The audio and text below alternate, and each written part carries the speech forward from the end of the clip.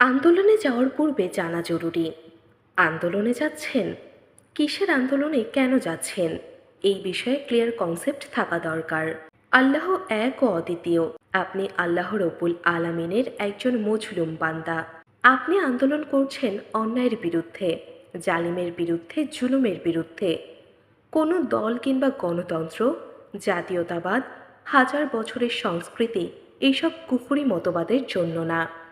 আপনার জন্য শাসন ব্যবস্থা একমাত্র শরীয়ত সম্মত শাসন ব্যবস্থা, একমাত্র সংবিধান, মদিনা সনদ।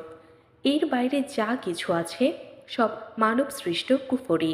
আপনি আহত হলেন কিংবা জীবন দিলেন, সবটাই শুধুমাত্র আল্লাহ তাআলার সন্তুষ্টি লাভের উদ্দেশ্যে, দেশের জন্য, গণতন্ত্রের জন্য না।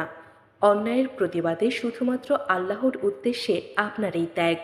খুব সাবধান, একটু ভুল আপনার দুনিয়া আখিরাত ধ্বংস করে দেবে। আল্লাহ মাফ করুক। সুইসাইডাল কিছুই করা যাবে না ভুলেও। আত্মরক্ষা করা ফরজ। আপনাকে সৃষ্টি করা হয়েছে আল্লাহর ইবাদত করার জন্য, তাই আন্দোলনের ফিল্ড রণক্ষেত্র হয়ে যাক। ফরজ সালাত কোনোভাবেই মিস করা যাবে না। ফ্রি মিক্সিং হতে সাবধান, তবে কেউ বিপদে পড়লে তাকে সাহায্য করা নৈতিক দায়িত্ব। গান বাজনা, প্রতিকৃতি, ভাস্কর্য এগুলো সর্ব অবস্থায় হারাম, পরিত্যাগ করুন। আশেপাশের মানুষের খেয়াল রাখুন, পাশাপাশি অবলা পশু পাখিরও খেয়াল রাখুন। বাসা থেকে বের হওয়ার সময় অবশ্যই আয়াতুল কুরসি, সূরা ইখলাস, ফালাক, নাস এবং যত দোয়া জানেন সব পড়ে হাতে ফু দিয়ে সারা শরীর মুছে নেবেন। ফিল্ডে সার্বক্ষণিক জোরে জোরে কালিমায়ে শাহাদাত পড়তে থাকবেন। মনে রাখবেন, মৃত্যুর ফিতনা ভয়াবহ।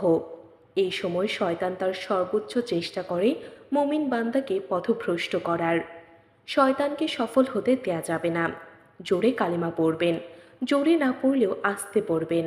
তাও না পারলে অন্তত আওয়াজ করবেন। সেটাও সম্ভব না হলে ডান হাতের তর্জনী উঁচু করে ধরবেন, যেমনটা তাশাহুদের সময় করেন। শেষ নিঃশ্বাসেও সাক্ষ্য দিয়ে যাবেন আল্লাহ এক ও অদ্বিতীয়। যদি জনতার জয় হয় তবে আল্লাহর শুকরিয়া আদায় করুন।